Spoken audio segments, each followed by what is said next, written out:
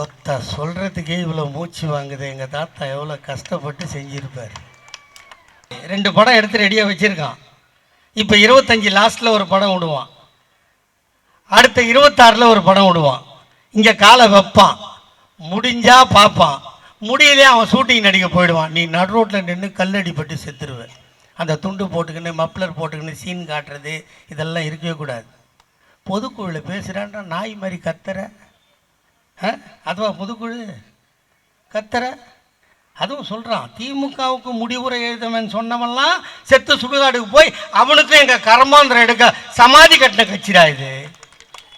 நாங்கள் நாசமாக போகணும்னு சொல்கிறான்ல, எங்களை அழிப்பேன்னு சொல்கிறான்ல, பள்ளத்தோடி பொழைப்பாச்சு ஒரு எருமை மாடு. என்னெல்லாம் சொன்னான், எல்லாத்துக்கும் சமாதி கட்டுற கட்சி இது. அதில் முத்துவேல் கருணாநிதி ஸ்டாலினோட அரசியல் வாழ்வுக்கு முடிவுரை எழுதுவாரான். நீ மசரை கூட பிடுங்க முடியாது. எனக்கு 4 இந்த 2 கை 2 கால் எல்லாம் விலங்கு, வாய்க்கு ஒரு பால் எங்கள் அண்ணன் தளபதி போட்டு வச்சுருக்காரு. இல்லை அவுத்து விட்டாங்கன்னு வச்சிங்களேன், நீங்கள் பேசுகிற பேச்சுக்கு நாரி போயிடுவீங்க. அவனை விட்டுறாத இவனை விட்டுறாதன்னு நான் ஒரே வரியில் சொல்லி முடிக்கிறேன். டில்லியே எங்கள் மயிரை பிடுங்கலைன்னா கில்லி எங்கள் மயிரை பிடுங்குமான்றதை மட்டும் இந்த மேடையில் கேட்டுக்கிறேன். அதை தவிர ஒன்றும் சொல்கிற அளவுக்கு பெரிய தகுதி இல்லை. முத்துவேல் கருணாநிதி ஸ்டாலின்னு பேரை கம்பீரமாக வச்சுக்கிட்டா அப்படின்னு கேட்குறார். உன் பேரையே முழுசாக சொல்ல முடியல உன்னால்.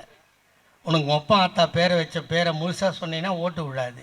அதுக்கு தான் நீ பாதியாக இருக்கிற. அதையும் தாண்டி சொல்லணுன்னா, அவங்க அப்பா பேர் கருணாநிதின்றது அவருக்கு தெரியுது, தாத்தா பேர் முத்துவேலுன்னு தெரியுது. உங்கள் ஒப்பம் பேரும் தாத்தன் பேரும் தெரிலன்னா போய் அவன்கிட்ட கேட்டுன்னு வந்து சொல்லிக்க, எங்களை பார்த்து நோண்டாத. ஒரே ஒரு படம் வெளியே விடலன்னா, ஒரே ஒரு படம், ஒரு தொழில் பண்ணோம்னா முதலீடு உண்டு, அதுக்காக செலவு பண்ணணும். நீ 5 பைசா செலவு பண்ணாம மூஞ்ச மட்டும் காமிச்சு ஒரு படத்தை எடுத்த, அதுக்கு டைம் டு லீடுன்னு பேர் வச்ச. ஜெயலலிதா பிடிச்சி பொட்டியை பிடிங்கி உள்ளே வச்சுக்கிச்சு. பிடிச்சா இல்லையா? நீ ஆம்பளை தானே, நீ வீரம் தானே, உந்த 5 பைசா செலவாகல. இல்லை ஏன்டா கொடநாட்டில் போய் குளிரில் நடுங்கின்னு ஒப்பனம் மௌனம் பிச்சை எடுத்து நின்னீங்க? அப்போ எங்கடா போச்சு அந்த ஆம்பளைத்தனம்? கொரோனா வந்ததே, நீ எவ்வளோட ஆடின, எவ்வளோட பாடின, எவ்வளோட ரூம் போட்டு தங்கின?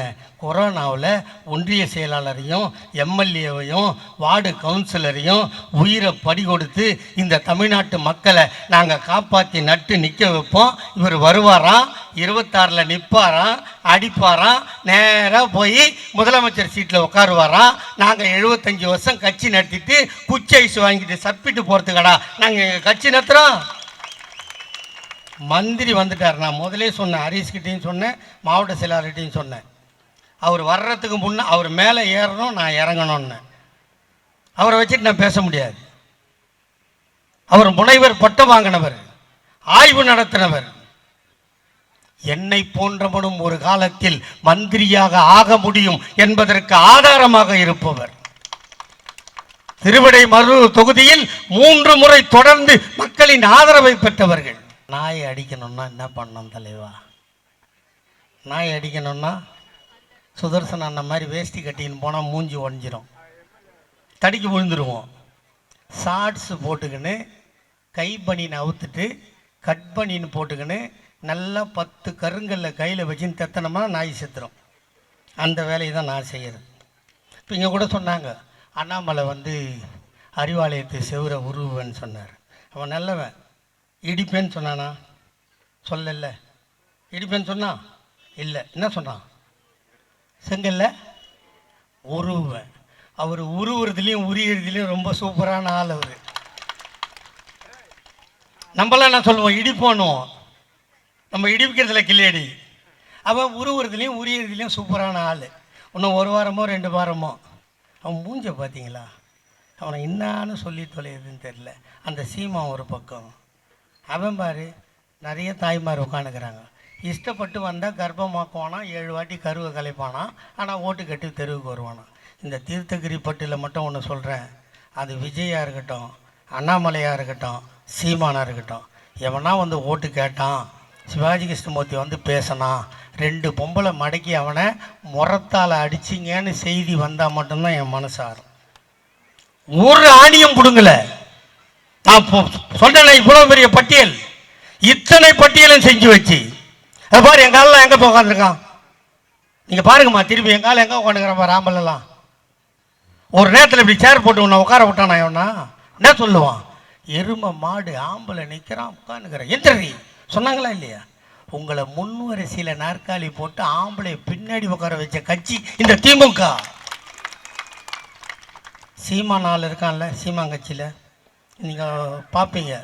ஒரு சொத்து கேஸ் விஷயமாக வக்கீல்கிட்ட போனால் ஓனரு காரில் போவான், வக்கீல் சைக்கிளில் வருவான். அந்த கேஸ் முடிகிறதுக்குள்ளே லேண்டு ஓனரு சைக்கிளில் போவான், வக்கீல் காரில் போயிடுவான். உண்டா இல்லையா? இப்போ என்ன கதைன்னா, சீமான் கட்சி ஆரம்பித்தான். அவன் கட்சியில் இருந்தவன் பூரா காரையும் லேண்டையும் விற்று அவன் சைக்கிளில் போகிறான், சீமான் ஃபாரின் காரில் போகிறான். அந்த நிலைமைக்கு விஜய் ரசிகர் போயிடாது. வாரிசு அரசியல், வாரிசு அரசியல். கலைஞருக்கு பின்னால் தளபதி, தளபதிக்கு பின்னால் உதயநிதி, உதயநிதிக்கு பின்னால் இன்பதி. ஆமாண்டா, இருக்கு பிறக்குது. இல்லைன்னா சிக்கல் என்னக்குது? இப்போ 2 பை தூக்கிட்டு போகிறாமா, 1 பை வாங்கிக்கலாம். 2 மூட்டை தூக்கிட்டு போகிறான், 1 மூட்டை வாங்கலாம். புள்ள பிறக்கலைன்னா அது உதவி செய்கிற வேலையாடா, உதவி செஞ்சால் அசிங்கமாக போயிடும்டா. அது கூட தெரியாத எங்களை வாரிசு அரசியல்னு சொல்கிறான். உனக்கு கல்யாணம் ஆகி நீ செத்துட்டீங்கன்னா உன் புருஷனுக்கு 2ஆம் கல்யாணம், ஆனால் அவன் செத்தா உனக்கு வெள்ளை போடவே. இது என்ன நியாயம்? உனக்கும் மறு கல்யாணம் பண்ண உதவி செய்வேன் என்ற சொன்ன கட்சி திமுக. உன் புருஷன் செத்தா உன்னை தூக்கி நெருப்பில் போடுன்னு சொன்னான். ஆனால் நாங்கள் அப்படி சொல்லலை, நீ படின்னு சொன்னோம். நீ படி, உயரு, முன்னேறு, உன்னால் சாதிக்க முடியாதது எதுவும் இல்லை என்று உங்களை ஊக்கப்படுத்தி முன்னேற்றி இந்தியாவில் முதன்மை மாநிலமாக தமிழ்நாட்டை உருவாக்குவதற்கு நீங்கள்தான் கரு என்று எங்கள் அண்ணன் தளபதி நம்புகிறார். அதனால் தான் உங்களிடம் பணம் கொடுத்தார். ஆம்பளைட்ட பணம் 1000 ரூபா கொடுத்தா என்ன பண்ணுவான் சொல்லுமா? நீ தான் 1000 ரூபா உங்களுக்கு தரோம் இல்லை மகளிர் உரிமை தொகை. இதே ஆம்பளை கொடுத்து பாரு, 2 நாள் கோட்ரு, அடுத்த நாள் மேட்ரு, முடிஞ்சது கதை. இப்போ இந்த வீட்டு வசதி வாரியத்தில் வீடு தராங்கல்ல, என் வீடு ரொம்ப இழிஞ்சு போன வீடு. ஒரு நிருபரை வந்து பேட்டி எடுத்தான், ஏன் அரசாங்கத்தில் உனக்கு வீடு கொடுக்கலையான்னு. நான் கேட்கலையா கொடுக்கலையான்னு கேட்டு பாருன்னா. கேட்டால் என்ன தெரியுமா சொல்கிறாங்க? பொம்பளை பேரில் அப்ளை பண்ணால் தான் நகர்ப்புற வாழ்விட மேம்பாட்டு வாரியத்தில் கூட வீடு கொடுப்பேன்னு சொல்கிற தளபதி ஆட்சி. ஆம்பளை கிடையாது. ஏன்னா அவன் அடுத்தவனுக்கு வித்து துண்டு போயிடுவான். நீ சம்பாதிச்ச சொத்தை காப்பாற்றுவ, அதை சேமிப்பேன்னு நம்புகிற ஒரு முதலமைச்சர் இந்த நாட்டில் இருக்கார். இந்த கட்சி ஆரம்பித்து 75 வருஷம் ஆகுது. 75 வருஷத்தில் நாங்கள் பண்ண சாதனையை எவனும் பண்ணதில்லை. நாங்கள் செஞ்ச சாதனையை சொல்லியிருக்கேன். அண்ணன் தளபதி செய்த சாதனை, எங்கள் தாத்தா கலைஞர் செய்த சாதனை, இதையெல்லாம் தாண்டி எங்கள் அண்ணன் உதயநிதி வந்திருக்கிறார். இப்போ சொன்னேன்ல, நொண்டியை மாற்றுத்திறனாளி என்று ஆக்கினார். அந்த மாற்றுத்திறனாளியும் சென்னை மெரினா கடற்கரையில் கடல் அலையில் காலை வைக்க மரப்பாலம் அமைத்து கொடுத்தவன் எங்கள் அண்ணன் உதயநிதி. 75 லட்சம் பேரை இந்த திமுகவிற்கு சேர்த்து கொடுத்திருக்கிறார். 182 பேச்சாளரை இந்த கட்சிக்கு அறிமுகப்படுத்தி இருக்கிறார். கிராமங்களில் விளையாட்டு உபகரணங்களை வாங்கி கொடுத்து விளையாட்டை ஊக்குவிக்க போராடி கொண்டிருக்கிறார். இப்படிப்பட்ட கட்சி 75 ஆண்டு காலம் இந்த கட்சி ஆரம்பித்து. என் தாய்மார்களே, உங்கள் நெஞ்சில் கை வைத்து சொல்லுங்கள், உங்களுக்காக உழைக்கின்ற கட்சி ஏதாவது இருந்ததா என்றால் இல்லை. திமுகவை விட்டால் உங்களுக்கு வேறு நாதி இல்லை. இங்கே பேசிய எல்லோரும் சொன்னார்கள், 26இல் உதயசூரியனுக்கு வாக்களியுங்கள் என்று கேட்டார்கள். நான் எந்த தேர்தலிலும் எப்போதும் போய் எங்களுக்கு வாக்களியுங்கள் என்று கேட்ட வரலாறு எனக்கு இல்லை. ஏனென்றால் 5 ஆண்டு காலம் உங்களுக்காக நாயாய் உழைக்கிறோம். நீங்கள் செய்ய வேண்டியது என்ன வேலை? முன்னாடியாவது ஒரு சீட்டு கொடுப்பான், முத்திரை குத்துறோம், மடித்து உள்ளே போடணும். இப்போ அப்படி இல்லை. ஒரு மிஷினு உதயசூரியன் நேராக ஒரு சுவிட்ச் இருக்கும், அமுக்குனா லைட் எரியும். அந்த கீன்னு ஒரு சவுண்டை கொடுத்துட்டு 5 வருஷம் எங்களை நாயாக வேலை வாங்குறீங்களா இல்லையா? அப்போ ஓட்டு போடுறது உங்கள் கடமையா இல்லையா? சரி, போட்டால் நீ போயிச்ச, போடலன்னா நீ செத்த சாவ போறியா வாழ போறியான்னு நீயே முடிவு பண்ணிக்கோ. வரவெல்லாம் துண்டு போகிறதுக்கு வரான். 75 ஆண்டு காலம் 25வது ஆண்டு விழாவை கொண்டாடும் போது எங்கள் ஐயா கலைஞர் டாக்டர் முதலமைச்சர், 50வது ஆண்டு விழாவை கொண்டாடும் போது மீண்டும் தாத்தா கலைஞர் முதலமைச்சர்.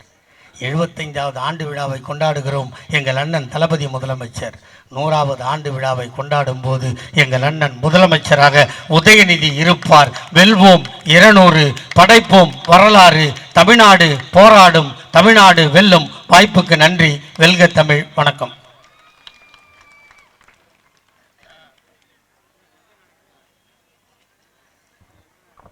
அடுத்து